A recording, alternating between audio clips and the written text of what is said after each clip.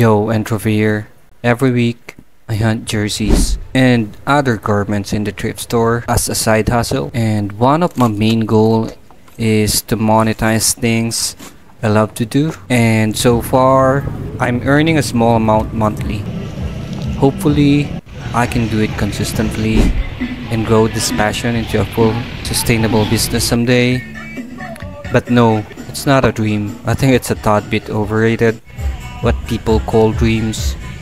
I'm just doing what I want to do and hoping it will pay off in the end. If not, then that's fine. I am enjoying the process in every step, so there's really nothing to regret. Hindi to success story. Hindi pa. Pero at least, akin to. Sarili kong storya. Go,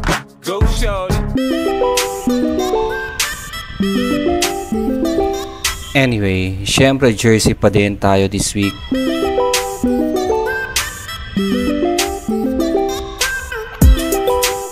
Eto may David Beckham. Syempre get natin yan. Not sure if legit tong Prada. And di ko ito pitsura, so di ko na kinuha. We also found this Madness na polo, pero baka di ko kasi mabenta. Tapos solid sana nito, kaso di talaga ako makabenta ng jacket. Eto naman peke.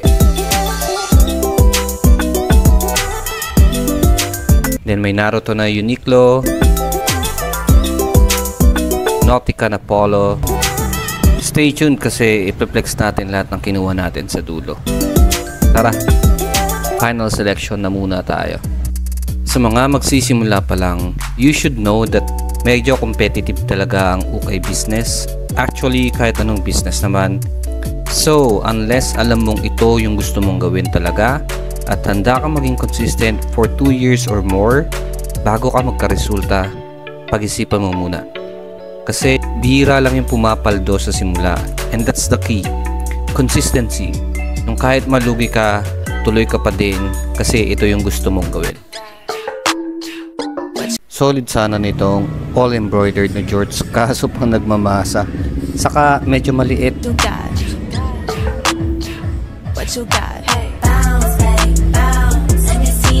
Eto Puma na parang Panda Dunks. 380 pesos pa ata sa sapatos, so tingin na lang muna tayo na pwede i-revisa.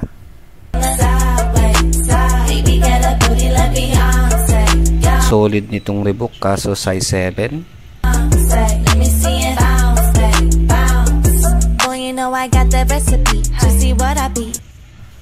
Ito size ko na Nike worldwide, kaso pang takbo ata to.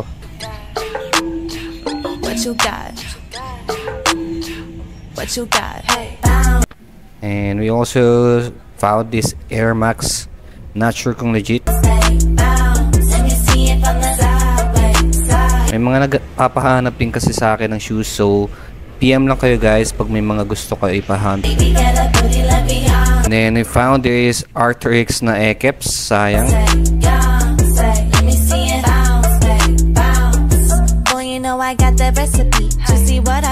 Tara, check out. What you got? What you got? Hey, bounce, baby, bounce. Let me see it from the side. Baby, get a booty like Beyonce.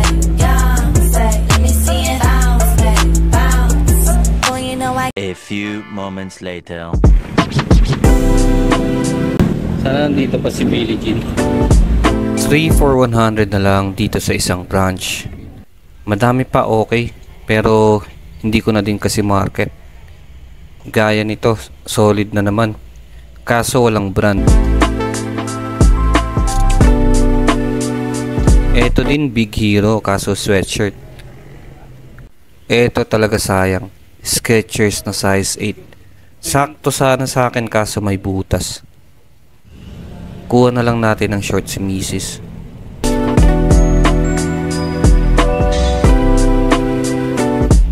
Tara, check out.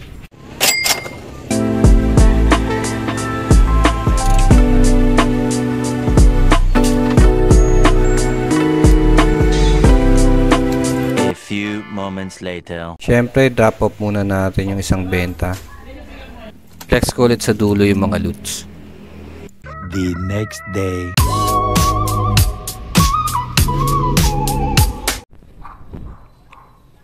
Time check.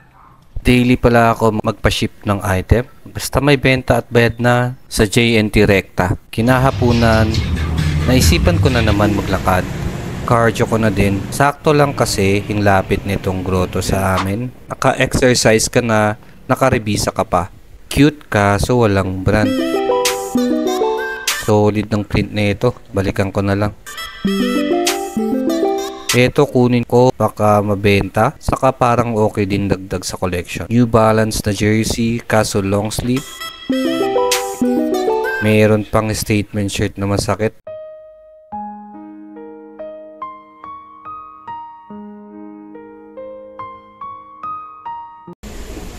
Tapos yung kasunod niya ito. Hopeless. Sheesh. One Piece kaso bootleg.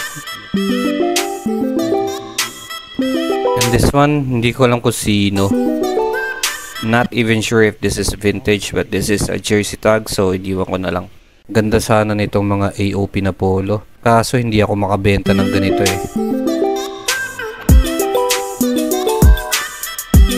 Check na natin yung mga items. Siyempre, flex ko ulit yan, ma'am. Another beginner tip. Since medyo competitive talaga, try to find a niche or sub-niche. Ito yung parang genre sa ukay. Tas, kung saan ka nakakabenta, dun ka muna mag-stick. Sa una, mahirap kasi need mo mag-try ng iba-ibang item. Pero, once na na-establish mo na yung niche mo, mas madali na makabenta kasi doon ka na nakilala.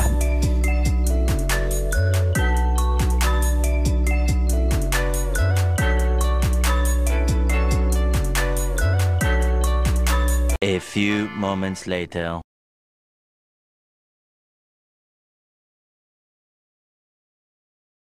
Ilang minute ko din pala naiwan yung cellphone ko. Buti na lang walang kumuha.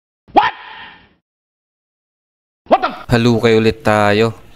Another jersey. HQR lang pero solid condition na tela. Etong Obey na short. Pang PSG ko sana kaso nabitawan ko na naman ata. Long George na CK. Di ko sure kung mabenta kasi hindi bagay eh. So iwan na lang natin.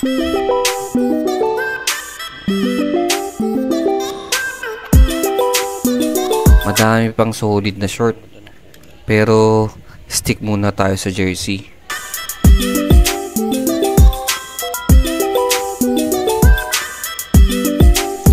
Shit, ganda nitong ethnies. Sakto pa sa size ko. Pero 300 pa ata. Wala naman sigurong kukuha kaya balikan ko na lang pag medyo nagmura na. Fake na Supreme. Tapos itong MLB parang fake din.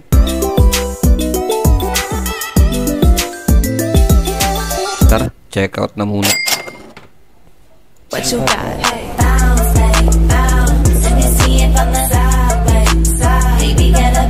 I spent the weekend live selling and nakabenta naman kahit paano. Yo, nakadami tayong benta kagabi. Maraming salamat sa lahat ng bumili, guys. Thank you. So, magpapaship tayo ngayon. Thank you ulit. What you got? What you got? A few moments later. Another tip, guys. Pag madami kayong benta, para hindi kayo malito, lagyan nyo ng name sa parcel. Tapos, what I do is dinidikit ko muna lahat ng waybill. Pinipicturean ko isa-isa. Tapos, pagka-picture ko, sinesend ko sa buyer at nilalagay ko na sa bin. A few moments later. Valentine Fashion Boutique. Tayo dito. Dito naman tayo sa Daray.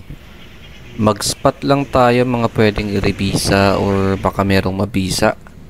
Nasa 300 to 400 na lang kasi ibentahan ngayon ng mga jersey. Kaya, dapat medyo mas mababa natin makuha.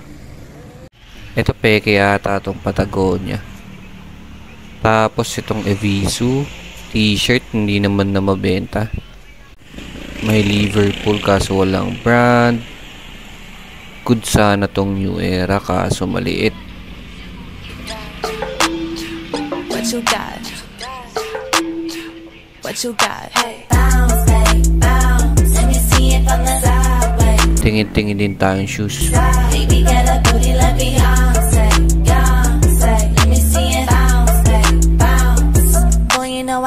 Ito J4 ata to na cement. Hindi ko sure. What you got? What you got? And then we found this Earthlight na mid-cut, size 8.5. Ganda ng condition, pero sana nandito pa pag mga 250 pesos na lang. Sana na ito. Saan mo tinago, men? Tinago mo? Tinago mo yung pan? Oo nga eh. Oh, bastos ata yung brand niya eh. Oh, may ang cute pa natin. May nagtago dito. Legit ba to? May Jordan ba na Jordan lang talaga? Hindi Nike? Kaso 300 lang bentahan nito eh. Pasakyan pa rin. The next day. What you got? What you got? Balikan natin yung shoes.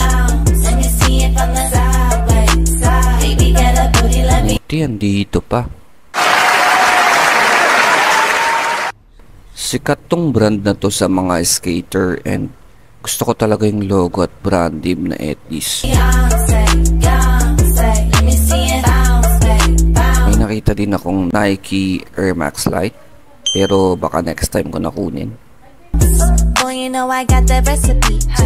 And this one is a FIFA World Cup na jersey. Vintage na ata to. Dated 2002. Kunin natin yan. Ito may issue so iwan na lang muna natin.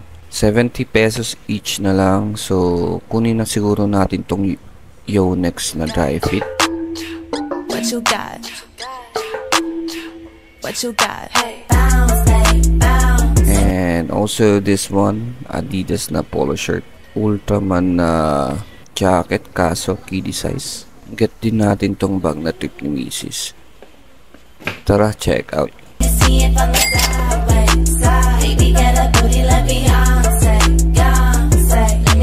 The next day. Nag-live selling ulit tayo nung gabi and salamat at nakabenta ulit. Hanggat pwede same day dinadrop off ko na para makuha agad ng buyer.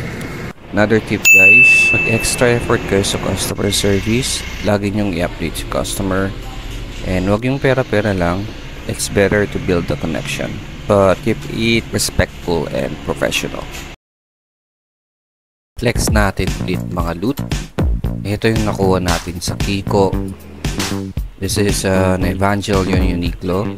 And this one is for personal. I'm trying to collect Uniqlo Evangelion t-shirt. So, sa baul muna to. And then, ito yung David Beckham na jersey. It's small, but this one is already sold. Not original, pero sobrang solid naman ang condition niya. Ito guys, available pa. Belgium na jersey. Kakaiba yung patch at goods naman yung condition, kaya kinuha ko na. And then, this one is naka-reserve sa isa nating buyer. And we got this Umbro England Mint logo na kulay white, already sold. This one is available medium and di sikat yung brand. Pero this one seems legit. Nasa 40 pounds ata yung price sa market.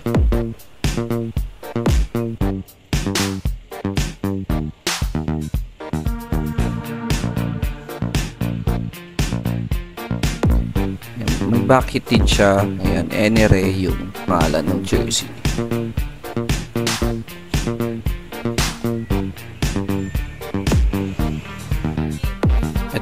yung mga short sa basics. Adidas na dry fit short ata to.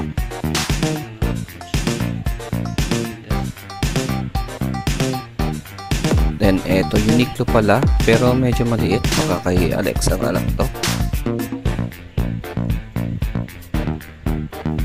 Tas eto, may mga embroidered na Mickey Mouse na shorts. Above the knee siya, and mukhang sakto naman kay Mrs. Next is yung mga nakuha natin sa grotto. Eto, Samsung Chelsea na parang brand new. Sold na yan for 300 pesos lang. Ito, available pa to guys. Size large and brand new condition pa din to. This one is already sold. Ito, available pa. Jujutsu Kaisen na Uniqlo collab. Then, we got this 2008 Olympics jersey. This one is for diving. Pero solid kasi ng condition. Tas ang linis na colorway niya. Available pa yan, guys. This one is sold. Na parang Philippine flag yung colorway. Soccer jersey to. Sold na din tong ample na polo shirt type. Goods pa din syempre ang condition at size large. Next is galing grotto ulit to. Ito yung solid na ethnies. For personal use yan syempre. Ito random lang na graphic shirt pero dead stock konti. Solid naman ang tela. Polo shirt ulit na jersey. And nabenta na rin yan. So this one is a FIFA World Cup 2002 na jersey. Sobrang solid nito guys. Size large and still available. Ito yung next na dry fit. Available pa guys. Mura ko lang yan binibenta. So PM lang kayo. Then ito yung natipang bag ni Mrs. I'm currently using this. Pero baka matipan nyo din. PM lang pa yun. Nasa baba yung mga accounts natin. And nasa description naman yung mga links. May nahook din pala tayo last week kay Boss Rayson Nasa. Solid thrifter din yan dito sa San Jose. Shoutout boss, follow nyo din guys. Solid item at mura din yan magbenta. Sold na to guys, collab to ng Adidas Palace at Juventus.